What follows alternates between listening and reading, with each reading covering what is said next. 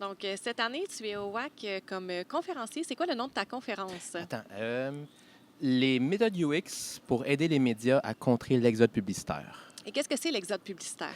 En fait, c'est que, je dirais depuis début de l'année 2010, beaucoup, en fin de compte, les médias se fiaient beaucoup justement à la publicité pour financer leurs opérations. Mais la réalité, c'est que justement, la pub est partie principalement chez Google et Facebook. Puis on parle pas juste, tu sais, si on parle d'un budget global, avant, il y avait la publicité justement dans les journaux, dans le papier. Euh, Même ce budget-là est disparu pour aller plutôt vers le numérique. Puis au niveau du numérique, bien, tout le monde va chez Google et Facebook. C'est bien, bien rare, justement. Le display advertising disparaît énormément. Les compagnies médiatiques y croient de moins en moins. Le problème, c'est qu'avant, 80 de leur budget se fondait sur la pub. Mais vu que cette pub-là s'en va, bien, les médias ne savent pas vraiment. En fait, ils se retrouvent un petit peu le bec dans l'eau.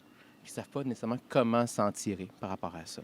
Puis tu avais parlé tout à l'heure, avant qu'on s'installe, donc il y avait tout le phénomène de la publicité, Ouais. puis il y avait le phénomène aussi des petites annonces. Et ça m'avait surpris. Ben, en fait, c'est ce qu'on dit, c'était le canari dans la mine. Parce que si on recule justement dans le temps, Marshall McLuhan, en 64, il disait les petites annonces, c'est qu'est-ce qui finance la presse. OK? Oui. C'est qu'est-ce qui aide justement. Puis les petites annonces, c'est une forme de publicité. C'est en fin de compte, toi et moi, ou tu sais, quelqu'un qui veut vendre son auto, avant, comment tu faisais ça? Ben, tu passais par les médias. Tu passais par ton journal local, Oui. puis tu payais un petit morceau de publicité, genre pour un petit bloc, si on veut, dedans. Et en se servant de tout ça, tu espérais vendre ton auto, ou ton futon, ou quoi que ce soit. Mais quand Kijiji est arrivé, puis les packs, puis avant ça, c'était Craigslist, ben quand ils sont arrivés, eux, ils ont dit, ben écoute, non seulement je peux t'offrir un meilleur média pour vendre justement tes bébelles, tes affaires, mais en plus de ça, je le fais à très, très petit prix, voire gratuitement. Encore une fois, en tant qu'annonceur personnel, en Oui. tant que particulier, pourquoi tu paierais 50, 60, 70 dollars au Journal de Montréal ou à la presse ou de Gazette pour mettre un truc qui mesure l'équivalent de quoi, 30 pixels par 60 pixels, Oui.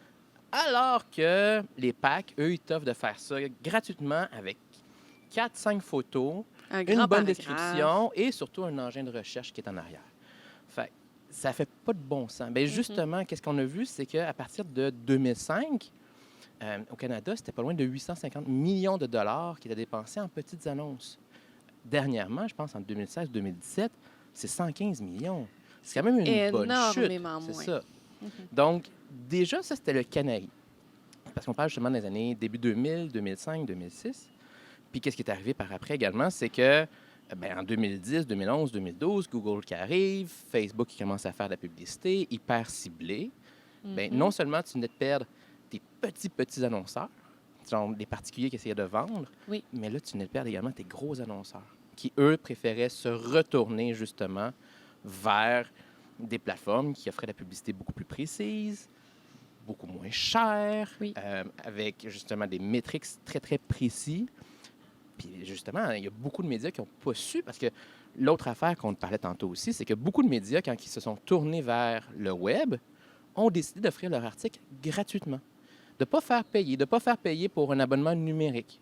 Ce Donc, qu'ils faisaient pourtant pour la version papier. c'est ça. Donc, le même article, je pouvais très bien le lire sur le numérique.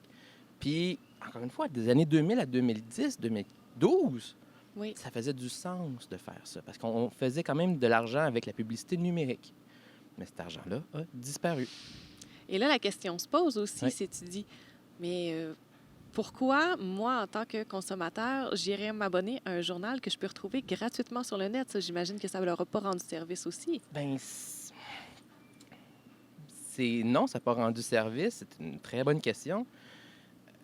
Puis ça a causé des désabonnements. Je veux dire, le monde se désabonnait de la version papier. Mais il y a aussi le fait que le monde préférait, même, je veux dire, le terme anglais, c'est la facilité, convenience, la facilité, justement, du numérique. Puis là, encore une fois, on parle de fin 2010. L'iPhone venait d'arriver, en 2007, 2008. On commençait justement, tu sais, avant, quand on se déplaçait, on prenait le papier journal, on le pliait en deux, on était dans le métro ou quoi que ce soit, mais on ouvrait le journal, puis on Oui. lisait le journal. Mais quand on a commencé justement à avoir des téléphones intelligents, une petite plateforme, justement, qui nous permettait de lire facilement. Bien, c'est pas vrai qu'on traînait notre papier journal. C'est plus vrai qu'on allait acheter le journal pour le lire dans notre Oui, temps mort. On utilisait plutôt notre notre téléphone, téléphone. oui. Puis c'est un changement d'habitude aussi. Et la réalité, justement, c'est que le monde a commencé à lire les articles dans la version numérique. Il y a encore Mhm. du monde qui aime le papier. Il y a encore beaucoup, beaucoup de monde Oui, qui aime la version papier. Mais c'est plus des personnes âgées qui ont toujours été habituées à ça, ça.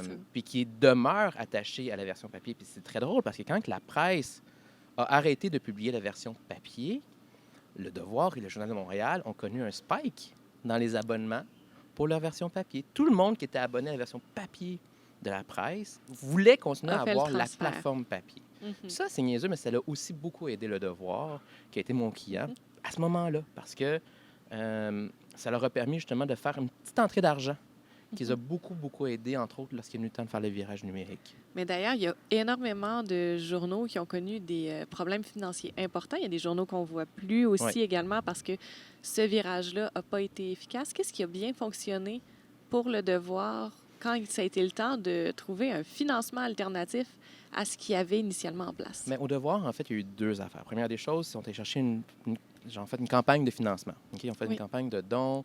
Ça s'appelait Les Amis du Devoir. Ils sont allés chercher un peu de financement avec ça. Ça l'a Oui. quand même beaucoup aidé. L'autre affaire qu'ils ont faite, justement, c'est moi, j'appelle ça le deuxième virage numérique du Devoir. Le premier, ça a été, bien, on a l'édition papier, on va le décliner sur le web, Oui. carrément, puis on va faire, justement, le site web ledevoir.com, puis on a fait une application tablette également, mais c'est tout. Après ça, ils ont décidé de faire un deuxième virage numérique. 2014-2015, c'est vraiment là qu'ils ont décidé qu'il n'y avait plus le choix. Là. Il fallait vraiment qu'ils le fassent pour aller chercher une auditoire plus mobile. C'est genre vraiment aller chercher une nouvelle clientèle. Puis ça, ils l'ont très, très bien fait. Oui, c'est quand même un virage non négligeable si on prend la clientèle initiale du Devoir qui était très papier, qui était plus âgée, et là, il se retourne vers un média qui est complètement nouveau, Ouais. qui va viser des gens qui vont être complètement différents aussi. Absolument. Toi, de ce travail-là, tu es venu isoler des grands, je peux dire des grands bons coups Oui, de comment on peut réussir à bien faire ça. oui. Ben, en fait, c'est drôle parce que, je vais le dire, mais je sais pas, en 2014, ça n'allait pas super bien côté finance. Oui, il y a eu Oui. justement la fin de la presse papier qui a aidé. Il y a eu un petit peu d'argent qui est rentré 2015-2016. Mais ce qu'ils ont fait, justement, c'est qu'ils ont décidé de changer leur culture qui était centrée sur le papier au Devoir pour aller sur une culture qui était centrée beaucoup plus sur les besoins des lecteurs. Oui. Puis, ce qu'on a fait, c'est qu'on a fait beaucoup de recherches. On a lu énormément. On est allé voir c'était quoi les meilleures pratiques de l'industrie. Tu sais, puis ça, c'est le fun parce qu'il y a beaucoup, beaucoup de documentation à ce sujet-là. Tu sais, le New York Times, ils sont super ouverts sur ce qu'ils ont fait. Le Washington Post également. LPS en Espagne aussi. Ils disent qu'est-ce qu'ils ont fait. Tu sais, puis on s'est beaucoup inspiré de cette recherche-là pour comprendre. Puis qu'est-ce qu'on a fait justement au Devoir, ça a été de prendre tous ces bons coups-là, tu sais, genre de comprendre. On a fait des entrevues pour savoir justement qu'est-ce qu'on voulait faire. Et surtout, on a décidé d'attaquer un nouveau marché, une nouvelle niche plus jeune, les millénarios, tu sais, les millennials, comme on dit. Puis ce qu'on a voulu aller chercher justement avec ces millennials-là, c'est de les convaincre de s'abonner au Devoir, mais en version mobile. Oui. Puis le Devoir mobile est sorti en 2016. Puis ça, je disais 2016-2017. Puis le bon coup, justement, tu sais, quand on a fait la campagne, puis je dis on parce que j'étais impliqué, mais c'est Featuring, c'est Écorce qui a fait cette campagne-là. Puis c'était une super belle campagne avec Adib Al-Khalidi qui s'appelait Le Devoir dans vos poches. Puis qui mettait justement l'emphase sur, justement, une nouvelle application mobile qui vient de sortir. Il y a eu 3 mois gratuits, une démonstration pendant 3 mois. C'était dans les meilleurs, dans le top 10 du App Store pendant super longtemps. C'est une campagne qui a super bien fonctionné. Oui. Mais c'était champ gauche pour Le Devoir. Le Devoir, c'était supposé être, tu sais, puis je vais dire un persona stéréotypé, René Aumier-Roy. Tu sais, c'est intellectuel, plus âgé. Sérieux. C'est très sérieux. Et là, on va chercher un comédien de Like Moi. Qui n'est pas spécialement sérieux. Non, mais qui a fait des capsules, puis sont hilarantes, ces capsules-là. Si on peut aller les voir sur YouTube, ils sont encore là. Allez-y, c'est drôle. Puis ça commence avec Adib qui pousse le journal dans ses poches, puis qui dit non, mais regarde, maintenant, ça existe en mobile. Puis il y en a une des pubs, me fait tout le temps rire. Il dit c'est drôle parce qu'avant, quand j'avais le papier journal, j'avais l'air intelligent. Mais maintenant que c'est sur téléphone, je dois crier que je lis le devoir. Je ne flâne pas sur les médias sociaux comme toi, là. Mais c'est hilarant. Puis c'est drôle parce qu'un an et demi après que la campagne soit commencée, à un moment donné, j'étais au cinéma Beaubien Oui. et la pub part. Et là, il y a du monde qui la voyait, je pense, pour la première fois, puis partait à rire, mais ça marchait encore. Et c'est le fun. On a eu des super bons résultats avec cette campagne-là. Et les abonnements numériques ont explosé. Je veux dire, avec cette nouvelle plateforme mobile, ça a carrément explosé. Ça a vraiment aidé au devoir là, pour ça. Donc, quand on va aller voir ta présentation demain, on va avoir la chance de partir avec un espèce de petit coffre à outils de c'est quoi les bonnes pratiques pour faire la plateforme, puis faire le virage vers la nouvelle plateforme. Oui, bien, beaucoup basé sur notre recherche. On a comme sorti 5 grands principes. C'est ce que je t'ai présenté. Le premier principe, c'est respecte qui tu es. Il faut que ta plateforme numérique reflète tes valeurs. C'est pas parce que tu es rendu avec une plateforme numérique que tu peux tout faire, que tu vas couvrir toute l'actualité. Concentre-toi sur ce qui fait tes forces. De toute façon, c'est ce que le monde veut avoir. Essaye pas de parler de tout. Essaye pas de parler de tout. Tu peux mentionner tout si c'est un sujet brûlant d'actualité. Mais va pas commencer à parler, puis c'est l'exemple que je donne pas le score du Canadien en direct. De toute façon, ils font pas les séries. Puis c'est pas le devoir. Le devoir peut bien dire « Ah, le Canadien a perdu, le Canadien a gagné, ou le Canadien est éliminé. » Ils ont envoyé une notification pour dire « Le Canadien est éliminé. » Oui. Mais même si on était capable, dans l'app mobile, de donner le score en direct, ça aurait été très facile de le faire, mais on ne l'a pas fait parce que ce n'est pas propre au devoir. Donc, c'est un des trucs. Le deuxième truc, c'est qu'il faut convaincre le monde de payer. Oui. Ça, on n'a pas le choix parce que la pub ne reviendra pas. Les revenus publicitaires ne reviendront pas dans les médias. C'est une réalité et il faut absolument convaincre du monde de s'abonner ou de supporter les médias. Là, ça donne bien. Le gouvernement fédéral vient d'annoncer un crédit. Le gouvernement provincial aide déjà les médias.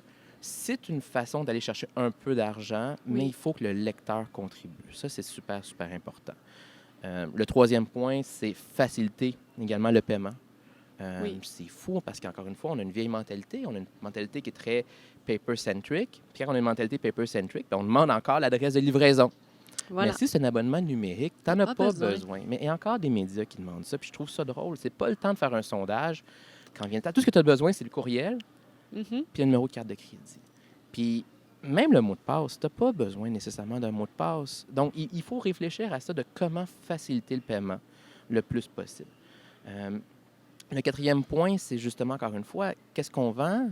C'est un article, c'est une expérience de lecture. C'est super, super important. Je trouve ça intéressant ce que tu dis aussi. C'est pas juste du contenu, c'est une expérience de lecture. Absolument, absolument. Puis c'est une expérience d'information. C'est un service d'information qu'on vend. Puis j'expliquais aussi, si tu ne veux pas payer, il y a des paywalls maintenant, puis il faut rendre le contenu accessible quand même. Il faut que, même si je ne suis pas abonné, si un de mes amis partage un article sur Facebook, je clique dessus, je ne veux pas me retrouver devant un article qui est barré. Oui. Mais en même temps, si ça fait 5 ou 6 ou 7 articles que je vais lire sur le même média, à un moment donné... C'est que tu es intéressé. C'est que je suis intéressé, c'est que j'ai un engagement, il y a une notion justement de, OK, il y a vraiment une valeur qui est là. Puis avant, justement, on offrait au devoir, par exemple, c'était 15 articles gratuits par mois. Là, ils ont réduit ça à 4 articles gratuits par mois. Parce qu'à 15 articles, il y a beaucoup de monde qui disait, bien, je ne paierai pas. 15, ça me suffit. En réduisant ça à 4, 7 si quelqu'un s'abonne à l'infolette. Donc, on donne un petit bonus de 3 si quelqu'un est abonné à l'infolette. Bien, à ce moment-là, on obtient justement plus de... il y a plus de monde qui vont convertir. Il y a beaucoup plus de monde. Puis, on le dit, un paywall, c'est hyper facile à contourner. Vide ta cache, enlève tes cookies. Tu viens de recommencer à zéro. Mais quand même, si quelqu'un ne veut jamais payer, il peut très bien lire l'entièreté d'un média sans problème. Il y a des façons de tricher. Mais en même temps, si tu veux contribuer, si après, justement, après avoir vidé ta cache 4-5 fois, pose-toi la question, si tu aimes ce média-là, supporte-le. Parce que le travail d'un journalisme, ça coûte cher. Le monde pense que c'est gratuit. Puis c'est pour ça que les fake news ont comme ressorti énormément. Écrire une fake news, ça prend 3 heures. Mais une fake news à côté d'un vrai article, structurellement parlant, tu ne vois pas la différence. Puis si les deux sont gratuits, tu as l'impression que les deux valent la même chose. Oui. C'est pas vrai. Tu sais, du journaliste de qualité, un bon article peut prendre des jours, voire des semaines à être écrit. Ça te prend un investissement.